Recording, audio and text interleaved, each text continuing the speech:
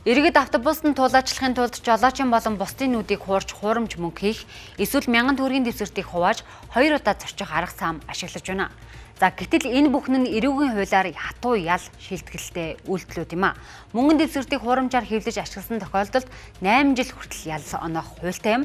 Харин санаатаагаар мөнгөн дэвсгэртийг урж гэмтэх, за эсвэл гүйлгээнд ашиглах боломжгүй дэвсгэртээр автобусны жолоочийг хуурам мэхэлсэн бол зөрчлийн хуулиар шийтгэл хүлээх заалттай байдаг байна.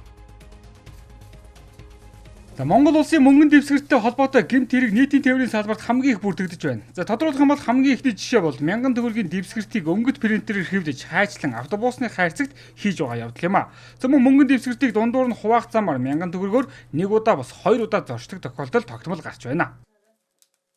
Ер нь 3 баазтай манайх нэг баазаас нь нэг баазын мөнгнөөс бол хар торны бараг талаар гардаг. 7 хоногийн орлогоноос талаар нь өдрөдөртөө өөр өөрлөлтөө янз бүр гарч байгаа. Урд хийхээс гадна канадцын хувилбар гарч байгаа. Дээр нь зурх янз бүрийн хэлбэр төрсөөр хайчилсан мөнгнүүд бас хэрж байгаа.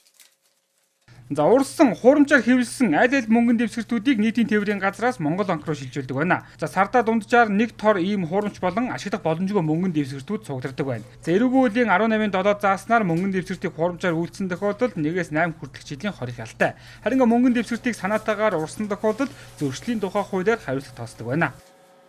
Яг мөнгөн дэвсгэртийг хуурамчаар үйлдэх асуудал дээр бол эрүүгийн хуулийн 18-7 дугаар зүйлд бол хүлээслэх хариуцлагыг маш тодорхой хуульчилж өгсөн байна. Тэгэхээр мөнгөн тэмдэгт үнэт цаас за мөн одоо төлбөр тооцооны хэрэгслийг хуурамчаар бэлтгэх буюу ашиглах талаар бол ашигласан тохиолдолд хуулийн хариуцлага хүлээлгдэг гэсэн утгатай. Тэгэхээр нөгөө төгөөр хэлэхэд одоо үнэт цаас, захим карт, за мөн одоо босод төлбөрийн хэрэгсэл, за мөн одоо онцгой албан татврын тэмдэгт те за босод одоо санхүүгийн баримтыг хуурамчаар үйлдсэн бол одоо 1-ээс 5 жилийн хугацаагаар хорихоо шийдэгдэх зам.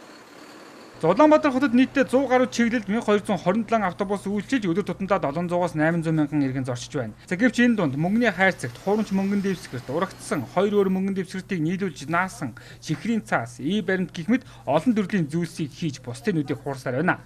За эдгээр үйлдэлүүд нь хууль бус учраас хэрвээ нийтийн тээврийн автобуснуудад царай таних програм суйрлуулвал та эрүүгийн болон зөрчлийн хуулиар ял шийтгэдэг нөхцөл үүснэ гэсэн үг. За нөгөөтэйгүр энэ мэт үйлдэл гаргаж үнгүй зорчиж байгаа иргэдийн хувьд бусдыг бус өөрсдийгөө хуурч байгаа үйл гэдгийг онцлоё. Учир нь нийтийн тээврийн салбар тогтвортой үйл ажиллагаа явуулж, тоглог найдвартай үйлчлэгөө үзүүлэх гол үндэс нь иргэд төлбөрөө төлж зорчих явдал юм а. Иймээс ч дээрх хууль бус үйлдэлүүд гарахгүй байх. Гарсан тохиолдолд зорчигчид нэгэндээ шаардлага тавьж сурах нь чухал байна.